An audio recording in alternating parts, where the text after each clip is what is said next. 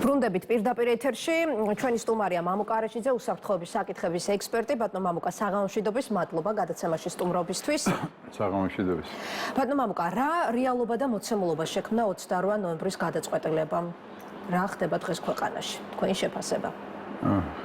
მე ვთვლი, რომ ძალიან რთული ვითარებაა და მე ვიტყოდი მძიმეც.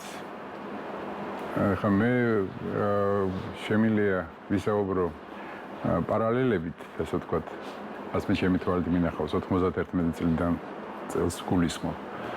და გითხრათ ის, რომ აი მაშინ გაჩენილი ნაპრალი საზოგადოებაში, რომელიც არსებობს, იმას ხო პირი არ მოუკრავს დღემდე არის გახლეჩილობა საზოგადოების. და დღეს კიდევ უფრო გამძაფრებულია ახალგაზრდა კაცი აქ, რომელიც ჭდამობდა, რომ პოლარიზაცია არ არის საზოგადოებაში, უკიდურესი პოლარიზაცია. ეს არის უმძიმესი ტრამვა საერთოდ ერისთვის, ის რაც ასე ვთქვათ, რა მდგომარეობაც არის, იმიტომ რომ აუცილებლად იჩენს თავს. და უნდა გითხრათ, როდესაც საზოგადოება ესე მკვეთრად არის ერთმანეთთან დაპირისპირებული, სხვა არაფერი არ აინტერესებს და შესაბამისად სხვისთვის, ვინც ცდილობს თქვათ გავლენების მოპოვებას, როგორც საქართველოს ისე რეგიონში, ეს არის ძალიან კარგი სივრცე, უმგებიანი სივრცე. ამაზე იყო ორიენტირებული მთელი ის ამბავი, რაც წლების განმავლობაში, უბრალოდ ბოლო წლის განმავლობაში გავითარებად შეიქმნა. ნუ ეხლა რა გითხრათ, ეხლა ჩემთვის ის რასაც მე ვხედავ ძალადობის გაუმართლებელ ხარისხს, ფორმებს ერთ შემთხვევაში, ორივე მხარის მხრიდან, ეს არის ესეც მიუღებელია. ესეც კი არა, ეს არის მიუღებელი. ის რომ ახალგაზრდა ხალხი არის ამდენი დაჭერილი, ესეც მიუღებელია. ის რომ ადამიანები არ ფიქრობენ, ისე მოქმედებენ, ესეც მიუღებელია. ის რომ ვერ ხედავენ გარშემო რაც ხდება, ესეც მიუღებელია. თქვენ 28 ნოემბერი ახსენეთ, არა? 27 ნოემბერს თუ გავიხსენებთ, დაიწყო ის, რაც დაიწყო სირიაში. ვიღაცას გონია, რომ სირია ძალიან შორს არის. ამ დროს ერთი საერთო სივრცეა, დიდი კავკასია და მე იწყება წინა აზია. ეს არის ერთი დიდი სივრცე. მსხვილი მოთამაშეების, ესე ვთქვათ, აქტიურობა და იგივე მსხვილი მოთამაშეებისა, როგორც აქ არის, ისე იქ არის. მსხვილ მოთამაშე, პოლიტიკურ მოთამაშეს გულისხმობ. დაპირისპირება როგორიც არის იქ, ისეთივეა აქ. ოღონდ ხარისხია სხვადასხვანაირი და ინტენსივობაა სხვადასხვანაირი. მე უბრალოდ მინდა რომ საზოგადოების ყურადღება მივაქციო ხოლმე იმაზე, რა ტიპის გეოპოლიტიკური ჯახი არსებობს და რა ტიპის პარალელებია ხოლმე ამა თუ იმ რეგიონში მომხდარ ამბებს შორის. და აქედან გამომდინარე, მინდა რომ საზოგადოების იმ წევრებმა, ვისაც ფიქრი უმყვარს და შეუძლია, გააკეთონ შესაბამისი დასკვნები.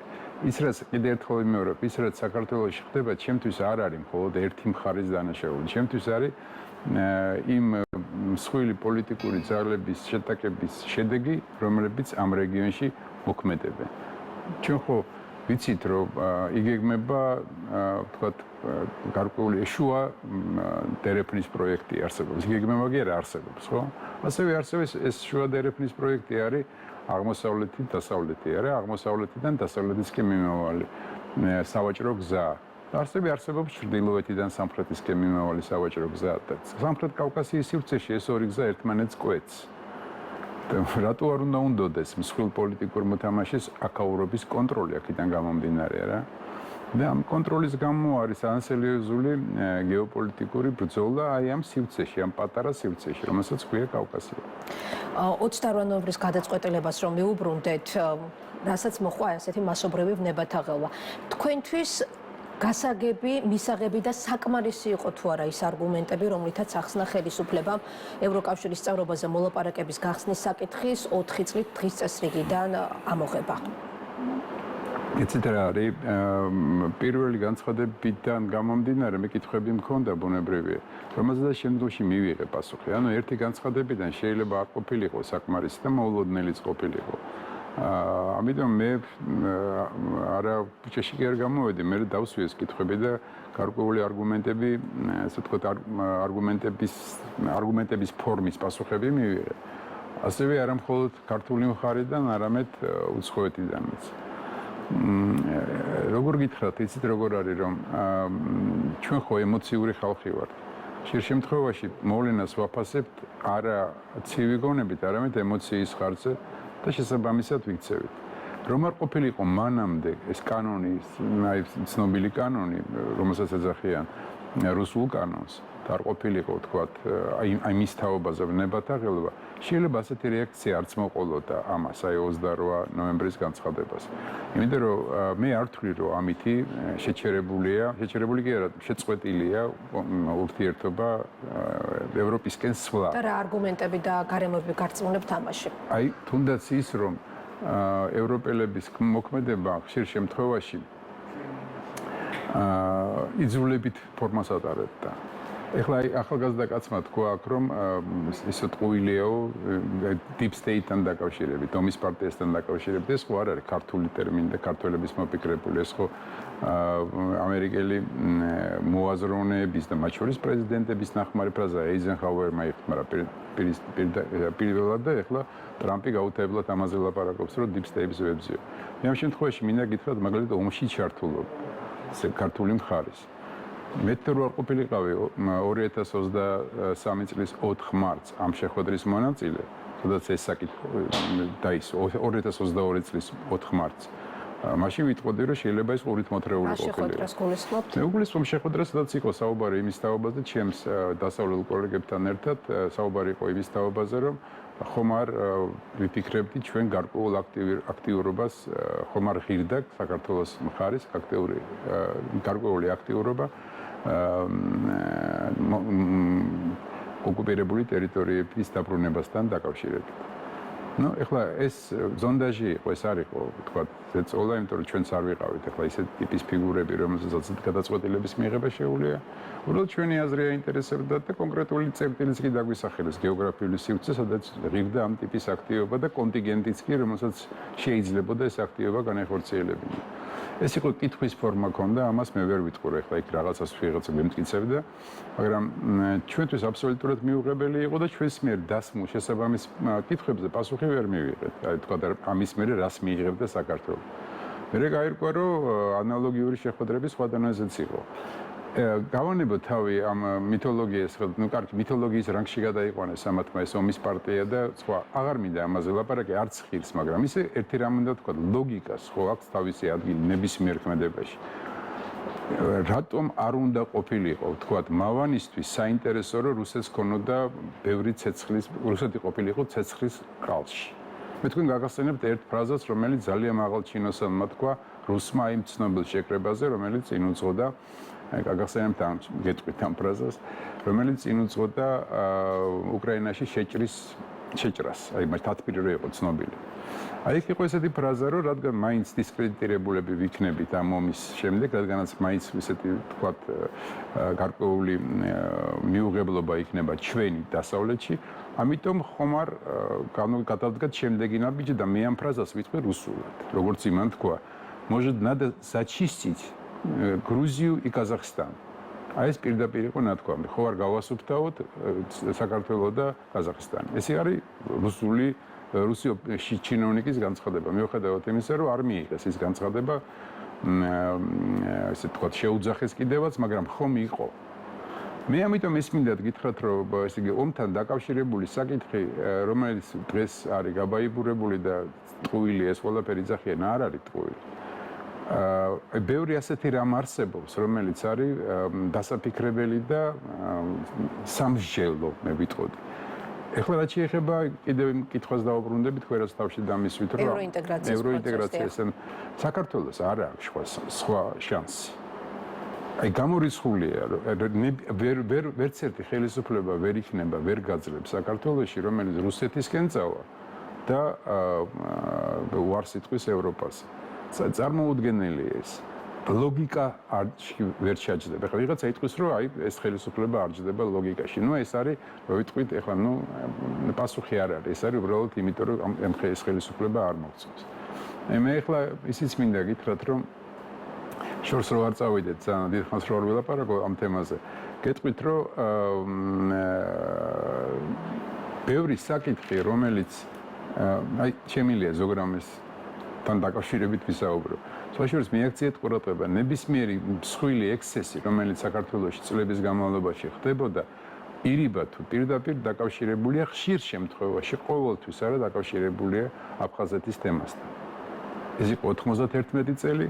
გაიხსენეთ ვარდების რევოლუცია შევარდნაძის ბოლოს სიტყვები რომ აფხაზეთს თქვენ მოუვარეთო, თქვენ გადაწყვიტეთო რა უთხრა ამ სამეულს, ცნობილ სამეულს. მე სხვა დროსაც იყო 2008 წელს ხო, მაგრამ აი ეხლაც დაახლოებით ეს არის. ეს საკითხი ეს ეხლაც დგას. აფხაზეთის თემა, იმიტომ რომ თქვენ ალბათ მიაქცევდეთ ყურადღებას რა როგორი ტიპის ზეწოლაა სოხუმზე მოსკოვის მხრიდან და კარგახანია თან, ხო? საინტერესოა ეს დროში როგორ ვითარდებოდა. დღეს ახლა მაგალითად გამოამზეურა ოპოზიციურმა მხარემ. დღეს არა ცოტა ხნის წინ გამოამზეურა დოკუმენტი მაგალითად, რომელსაც წერს ინალ არძიმბა, როდესაც ის იყო საგარეო საქმეთა მინისტრი, წერს პრეზიდენტს, დე-ფაქტო პრეზიდენტს ჟანიას. ეს არის 2003 წლის 7 ივლისი. და წერია პირდაპირ რომ მოსკოვიდან ითხოვენ ჩვენგან რომ შევცვალოთ მიდგომები ამ დამოუკიდებლობასთან დაკავშირებით და დიალოგის რეჟიმი შევქმნათ ქართულ მხარესთან, გამანთავისუფლოთ ქართული ტყეები და ასე შემდეგ. აი მე ამ შემთხვევაში მინდა გითხრათ რომ გარკვეული თქვენ ახსენეთ რომ საფრთხეს ვერ ხედავთ, მაგრამ რატომ არის ყველა დასავლელი პარტნიორის განცხადებასა და გზავნილში ერთი და იგივე შეფასება, რომ 28 ნოემბრის გადაწყვეტილებით საქართველოს საგარეო კურსს გადაუხვია, ევროპულ ტრაექტორიას გადაუხვია და ქვეყანა აღარ მიდის. ძალიან კარგი კითხვაა, მაგრამ თქვენ წარმოვიდგინეთ, რო გქონდეთ შანსი ამ კითხვას ხო დაუსვამდით, თქვენ ვისაც ახსენებთ იმათ, ხო დაუსვამდით. იმიტომ რომ მეც ამ კითხვას და ესეთი ლოგიკური, მე ამ შემთხვევაში სიტყვა ლოგიკას ხშირად ხმარ, მე ლოგიკური პასუხი აქედან ვერ მივიღე. მე არ ვამბობ, რომ ეს კარგი გადაწყვეტილება იყო, ან ცუდი გადაწყვეტილება იყო, მომეწონა თუ არ მომეწონა. უბრალოდ მეც დავსვი ეს შეკითხვები, რატო გონიათ, რომ თქვენ ამ კურსს გადაუხვია? რატო გონიათ, რომ ეს არის პრორუსი მთავრობა და აუცილებლად რუსეთში? მაინტერესებს, თუ მართლა რუსეთში მივყავართ, უნდა ვიცოდო, ხო? ან საზოგადოებასაც საინტერესებს. მე ვერც ერთხელ ვერ მივიღე კაფიო პასუხი. ერთადერთი იყო რომ აი თქვა კანონის პათოსი არის რუსული. იყო ის ბოლო თვეებში პროტესტის ფონზე მიღებული კანონები დასახელებული, ახლა უკვე მიმდინარე დემონსტრაციები, გამოხატვის და შეკრების თავისუფლების დარღვევა. კი ბატონო, კიდევ ერთხელ დემონსტრანტებზე ძალადობა იყო ძალიან ბევრი პრეტენზია. დემონსტრანტებზე ძალადობაში არა, მაგრამ თავარი 28 ნოემბრის გადაწყვეტილება, რომელიც მათ ცალსახად შეაფასეს საგარეო კურსის ცვლილებად. მესმის, ხო თქვით უკვე. კი ბატონო, მე არა მაქვს საწინააღმდეგო არაფერი, კი ბატონო, ესე იყოს, მაგრამ ლოგიკა და ამიტომ ამ კითხვას იქით სვამ. აი რაში გამოიხატება ეს რომ კურსზე გადახვეულია? რამე ისეთი კონკრეტული ნაბიჯი გადაიდგა კულუარული კითხვა ესეთი დავსვი რომელიც ჩვენ საზოგადოებამ არ ვიცით და რაღაცა ნაბიჯი გადადგეს და გადადგა მთავრობამ და გითხარით. აი ვერასოდეს ვერ მივიღე ეს პასუხი. აი თუნდაც ყოფილიყო იმის თაობაზე რომ თბილის აქვს ოფიციალური თბილის არაოფიციალური მოლაპარაკება რუსეთთან რაღაცა ასე თქვა ფორმის პოლიტიკურ თანამშრომლობაზე ამის თაობაზე თქვენთვის ცნობილია პასუხი ვერ მივიღე. რამეა იცით ამის თაობაზე ვერ მივიღე პასუხი. და სხვა შორის ველაპარაკე აგიგვირდება და ჩემს კოლეგებს რომლებიც ძალიან ახლო არიან და ეროვნებითაც ეს ხალხია აღმოსავლეთ ევროპის მმართველ წრეებთან ზოგიერთი ქვეყნის არ მინდა ჩამოთვალო უნგრეთის არა და პასუხი ვერ მივიღე. გუშინ წინაცაც მქონდა შეხვედრა და ზუსტად ეს მითხრეს აი ამ შემთხვევაში გეტყვით პოლონელმა კოლეგებმა და იქაც პასუხი ვერ მივიღე. მითხარით რაში მდგომარეობს ეს დაახლოებით როგორი რამეა იცით რომ აი მე მინდა რომ ეს ასე იყოს. აი არჩევნების შედეგებთან დაკავშირებითაც მე მინდა რომ გაყალბებულია თქვა 300,000 ხმა და მორჩა. შექმნილ მდგომარეობაში მაშინ სათხედავთ გამოსავალს, როდესაც ერთი მხრივ ხელისუფლება არჩევნების ხელახალ დანიშვნაზე უარს ამბობს და მეორე მხრივ პროტესტის მონაწილეები ამბობენ, რომ აქციები გაგრძელდება მოთხოვნების დაკმაყოფილება. გასაკვირველი, მაგიტომ ოფენსივი მდგომარეობა რო არის მეთქი. ეხლა იმას დავამთავრებ, რა იცით ამ 300,000 ხმასთან დაკავშირებით. ის რომ არჩევნები პირველი არჩევნების გარდა, ზოგადად გამსახურდია არჩევნების გარდა, დანარჩენი ყველა არჩევნები რაღაცა ფორმით, რაღაცა ხარისხით ყალბდებოდა, ამას ყალი არ გაუვა. იცით ეს ამბავი სულ. რაღაცა პროცენტი ნამდვილად იყო გაყალბებული ალბათ. და მე ხა 2012 წლის არჩევნები, რომელიც მოიგო ქართულმა ოცნებამ, მე გარდაბანში ვიყრიდი კენჭს მაშინ ქართული ოცნების სახელით და ძალიან კარგად მახსოვს მე როგორ გამიყალბეს არჩევნები არმიის მეშვეობით და ადგილობრივი ეთნიკური ჯგუფების მეშვეობით და დღემდე მახსოვს ეს 5 ნომრის დაყრილი ისინი რო იყო. ნუ არ უნდა მაგას ლაპარაკი. მოკლედ იყო ყალბდება, მაგრამ ბოდი აი ახალგაზრდა ხალხი ლაპარაკობდა და გაყალბებული არჩევნები. ისინიც ამბობენ გაყალბებული არჩევნები. დაუშვათ გაყალბებულია არჩევნების რაღაცა ნაწილი. კი ბატონო. ესეც სამწუხარო ფაქტია, რომ საქართველოს ასეთი რამ ხდება. მაგრამ როგორი ხარისხით იყო და რამდენი იყო გაყალბებული, აი ამას არავინ არ ამბობს. როგორც აი იმ კითხვაზე პასუხი, რომელიც მე ცოტა ხნის წინათ მითხარით. მე არ ვამბობ, რომ კარგი გადაწყვეტილება იყო. მე ვამბობ, მითხარით, რატო იყო ცუდი. ხო, მაქვს ამის უფლება რა. აი რა მოხდა? რაც მოვისმინე ხელისუფლების მხრიდან ის დამაჯერებელი იყო თუ არა, ну მეტნაკლებად დამაჯერებელი იყო თქვა. ეხლა თქვენ მე მითხარით, რატო იცვლება ამითი საქართველოს კურსი. მე გეუბნებით, რომ საქართველოს ხელისუფლება ვერც ერთი ვერ შეცვლის საქართველოს კურსს, მაშინ ის იქნება მკვდარი პარტია. ჩვენ არა ვართ, ჩვენ გვაქვს ტერიტორიები დაკარგული, რომელიც ოკუპირებული აქვს რუსეთს. აქედან გამომდინარე, პრორუსი ხელისუფლება აქ ვერ იხარებს. ну აი დაახლოებით ესე ვართ გაჭედილები სულ აი ამ ბატონო მამუკას, დიახ, თქვენ თქვით, რომ საზოგადოებაშიც არსებობს დაპირისპირების ძალიან მაღალი ხარისხი, დიახ, რა განუხტავს ამ ვითარებას? ფიქრობთ თუ არა, რომ მოვიდა დრო, როდესაც საზოგადოების წარმომადგენლებს შორის უნდა დაიწყოს თუ ხელისუფლება და პოლიტიკური სპექტრები ერთთანხმდება, საზოგადოების წევრებს შორის დისკუსია ერთ სივრცეში. დავიტრაბახებ ცოტას.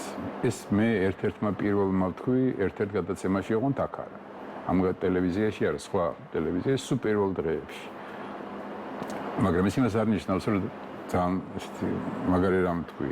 მე ვთქვი, რომ კომპრომისი არის აუცილებელი. კომპრომისი იმიტომ კი არა, რომ რომელიმე მხარე არის ტყუანი, ან რომელიმე მხარეა მართალი, იმიტომ ვითარებაა გარშემო ესეთი.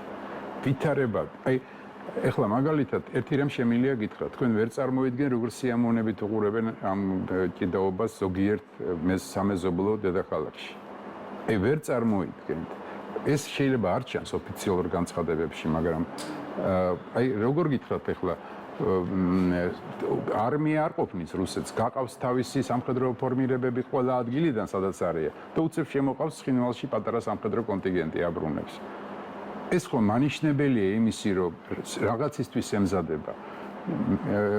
ერთ-ერთი სამხედრო შენაერთი ცნობილი არ დავასახელებ, რომ თურქული სამხედრო, რომელიც წესით უნდა იყოს სირიის საზღვარზე, გაიშალა საქართველოს საზღვრის გასწვრივ. ეს იმიტომ კი არა, რომ ვიღაცა შემოჭრას აპირებს. ექსესელოდებია და მე ჩემ თვალწინ ვითარდება იგივე სურათი, რომელიც განვითარდა 91 წელს და მე უკვე მაიდანზე კიევში, როდესაც მესამე ძალა სარგებლობს ამ ვითარებით და აკეთებს იმას, რასაც თვითონ უნდა. არავის არ ვაშინებ, მაგრამ 91 წელს ვინ დაიწყო პირველი სროლა, დღემდე ვერ დავალგინოთ. დღემდე. თქვენი სამი კოლეგა დაიჭრა პირველი, იმიტომ სამივე გოგონა.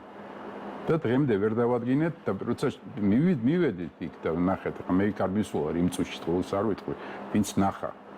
ესე იგი, აი აქეთ ეყარენ ესენი და იქით ეყარენ მეორე მხარესაც ქართველები კიდეებზე იმის პარლამენტის და ვინ დაიწყოს სროლა ვერ გაიგეს ვერაფერი დღემდე.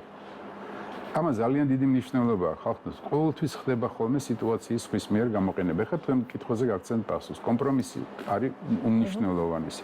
ორივე მხარემ კომპრომისის საკომპრომისული ნაბიჯები უნდა გადადგას. აი მაგალითად დაპატიმრებულების თემა. არ არის ერთგვაროვანი დაპატიმრებულები, ჩვენ ხო ვიცით არა, ზოგიერთი ძალადობა გამოიჩინა პოლიციელზე და ეს სხვა საკითხი, მაგრამ დიდი უმრავლესობა მათი არის სხვა კატეგორიის ადამიანი. იქ არის ჩემი მეგობრის შვილია, ანდრო ჭიჭკინაძე, ჩემი ბავშვების ძმაკაცის შვილი. ჩემთვის აბსოლუტურად წარმოუდგენელია, რომ ეს ადამიანი შეიძლება წასულიყო. მე არ ვიწყებ კიცებას, ახლა მე ვლაპარაკობ როგორც ესე ვთქვათ ემოციური ჯგუფის წარმომადგენელი. მაგრამ ბევრია ესეთი ხალხი, რომლებიც დანაშაული არის მინიმალური და სიტუაციური და ემოციური უფრო ვიდრე გააზრებული და შეიბრალეთ მეთქი ამას კი არ ვამბობ. კომპრომისი ამას ნიშნავს, რომ რაღაც ნაბიჯები გადადგა. ეს ძალიან მნიშვნელოვანია. ორივე მხარეს გულისხმობ. თავზე დაგვემხობა ყველაფერი და მე იძახეთ, მე ვიყავი მართალი და მე არ ვიყავი მართალი. საზოგადოების ჯგუფებს შორის დიალოგი. საზოგადოების ჯგუფებზე ვლაპარაკობ პირველ რიგში, თორემ ოპოზიციური პარტიებს და ეს თვითონ გადაწყვიტა. საერთოდ ერთი რამე უნდა ითქვას. ასეთ ვითარებაში ყოველთვის სიტუაციაზე პასუხისმგებელია ხელისუფლება. ეს არის აქსიომა, მაგრამ როდესაც ასეთი პატარა ქვეყანაა, რომელიც ასეთ გეოპოლიტიკურ ჯახის რეჟიმში ცხოვრობს, პასუხისმგებელია მთლიანად პოლიტიკური ელიტა. საქართველოს ნახევარი პოლიტიკური ელიტა გამოდის. ნახევარი თუ არა, ძალიან დიდი ნაწილი. მთლიანად არის პასუხისმგებელი სიტუაციას.